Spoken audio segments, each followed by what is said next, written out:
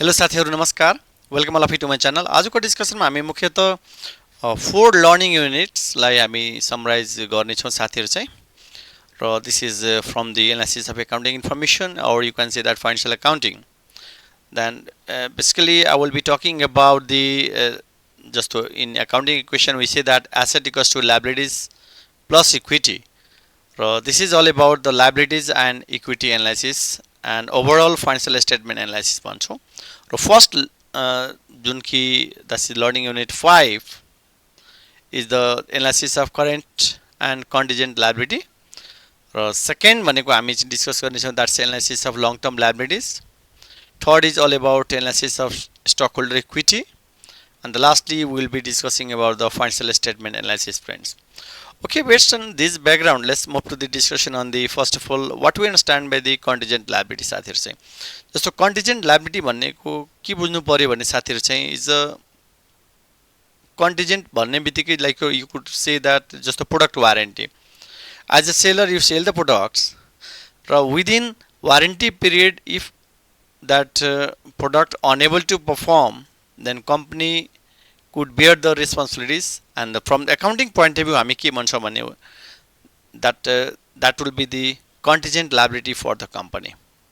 Raw at the same time that could be the contingent asset to the अब buyer perspective भन्न सक्छौँ साथीहरु चाहिँ। now how we record the journal entry, that is the simply हामीले के गर्नु पर्यो भने we have to estimate the product warranty first of all, then accordingly you could record the journal entry like this: product warranty expenses account debit to estimated warranty liability, you can say that, yeah, estimated warranty payable you can say। र पछि गएर let's say the if there is any अब replacement case छ भने simply you can say that estimated warranty liability account debit to cash account भन्छौँ।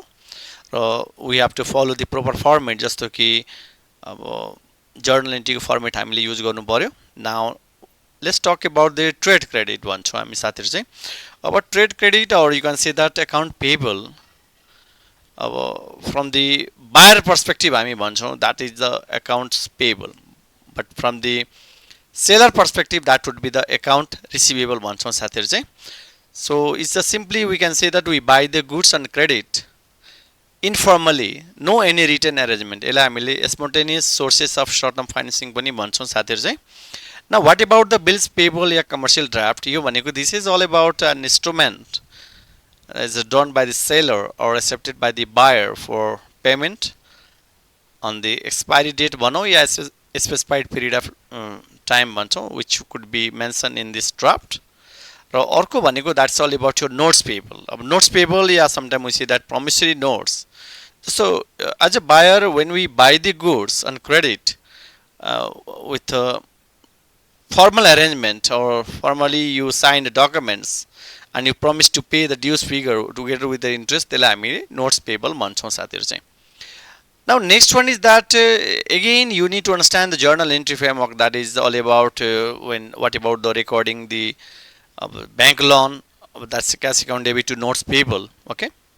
then you have to understand this accounting equation asset equals to liabilities plus equity, then when you pay back repayment of the loan then that's the notes payable with interest, then to cash we say that, and accordingly we have to prepare the journal entry as per the question भन्ने गर्नु पर्यो साथीहरु चाहिँ। okay, अब question के आयो भने how we could analyze the overall short term solvency position or we can say that liquidity position, this is all about जस्तो कि current ratio।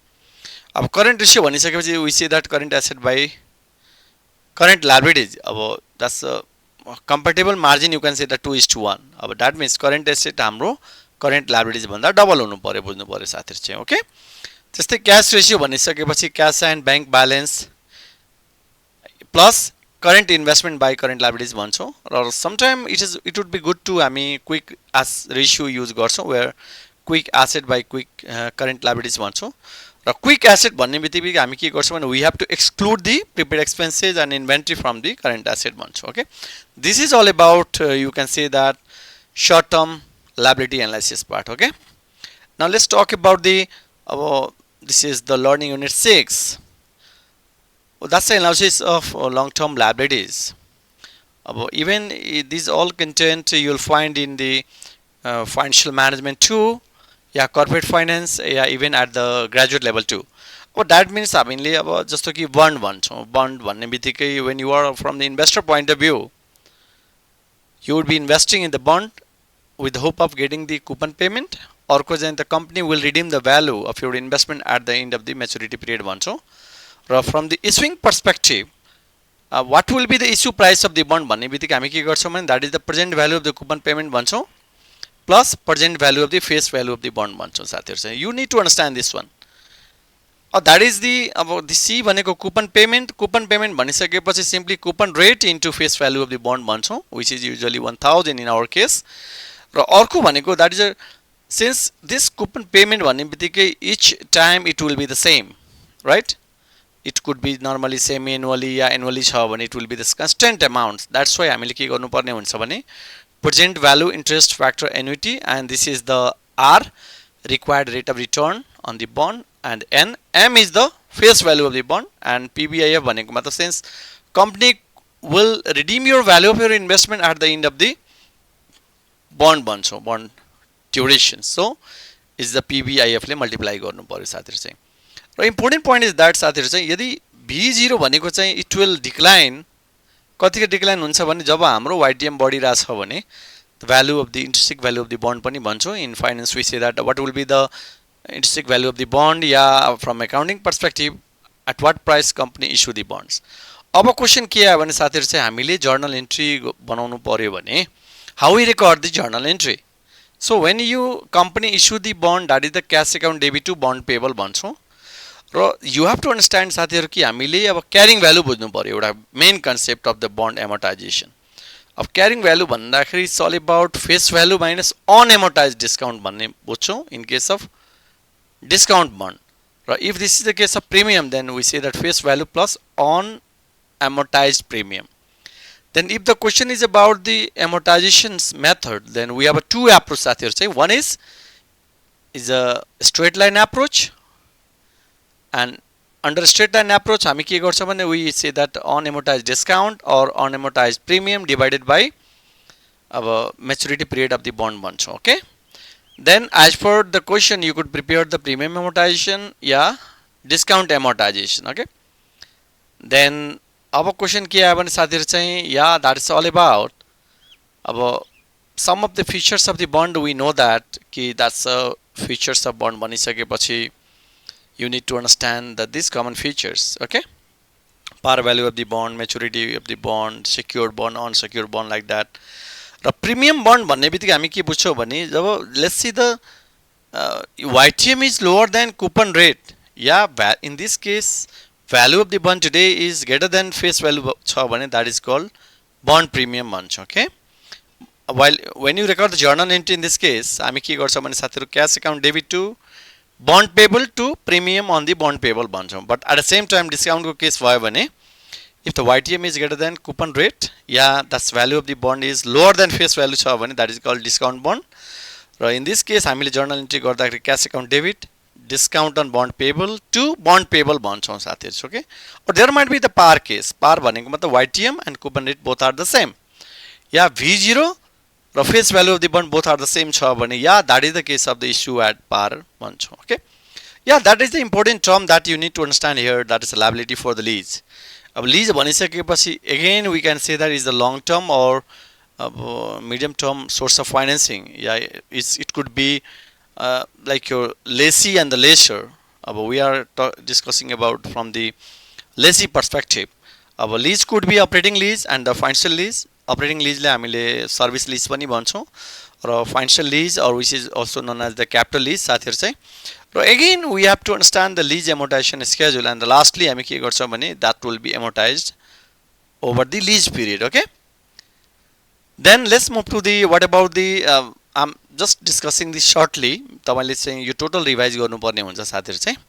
okay, now what about the analysis of stock holder equity, जस्तो कि capital stock। capital stock भनिसकेपछि we say that या types of stock भन्ने बित्तिकै common stock या preferred stock raw what are the elements of the shareholder equity भनिसकेपछि you have to understand the two element या components। एउटा चाहिँ invested or contributed capital which consists of जस्तो कि common stock and additional paid in capital common stock भनेपछि common stock value I am talking about साथीहरु चाहिँ.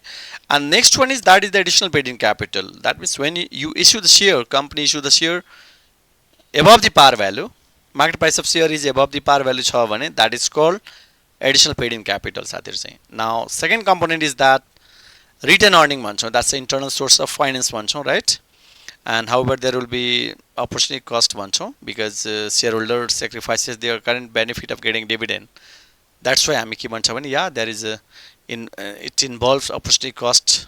Okay, now about that means when the company needs finance, company could issue the one hand the long term debt and at the same time equity too. अब equity is issue गर्दाखेरि yeah company could raise the funds, that is the in that case you say the cash account debit to share capital account like this. But at the same time साथीहरु चाहिँ यदि company let's see the buyback the share which we don't have the provision in this in case of Nepal तर अरु country मा you will find it buyback share छ भने that means company issue the share to meet its long term equity needs तर surplus funds छ भने company सँग दुईटा अप्सन हुन्छ साथीहरु चाहिँ एउटा चाहिँ buyback share अर्को चाहिँ dividend लाभांश बाँड्ने भनेर. So buyback share causes reduction in the stockholder equity. Okay, so as buyback share भन्ने बित्तिकै cash outflow हुन्छ र dividend भनिसकेपछि हामीले के बुझ्नु पर्यो भने साथीहरु चाहिँ is first company declared it. अब shareholder जसको नाम रेकर्ड छ they will get it and before the record date लाई हामी x dividend date भन्छौं and finally dividend would be paid to the shareholders. र अर्को चाहिँ stock split भनिसकेपछि या that's a अब 2 for 1 भन्ने बित्तिकै जोसँग एउटा स्टक छ भने दुईटा हुन्छ. In this case number of share outstanding increase हुन्छ भने अर्को चाहिँ par value of the stock decrease भइरहेको हुन्छ. But however total value remain the same. And reverse stock split भनेको 2 for 1 जस्तो 2 जसको छ त्यसलाई 1. That means number of share outstanding कम हुने र पार भ्यालु बढी हुने, प्राइस बढी हुन्छ proportionally. While in case of stock dividend साथीहरु चाहिँ दिस इज द केस यदि कम्पनीको cash position is not good then in that case company announce the stock dividend. तर यसले के गर्छ भने साथीहरु चाहिँ it will increase the common stock value.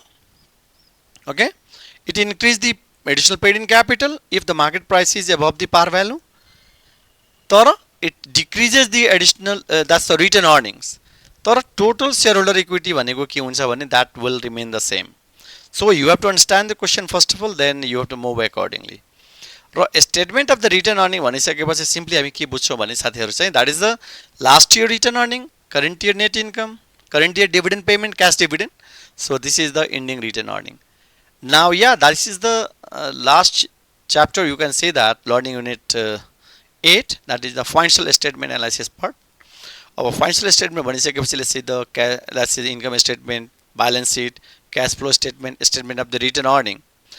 We could categorize all the financial ratios accounting ratio into different heading just like liquidity ratio, activities efficiency, turnover ratio, profitability ratio, leverage ratio, market values ratio.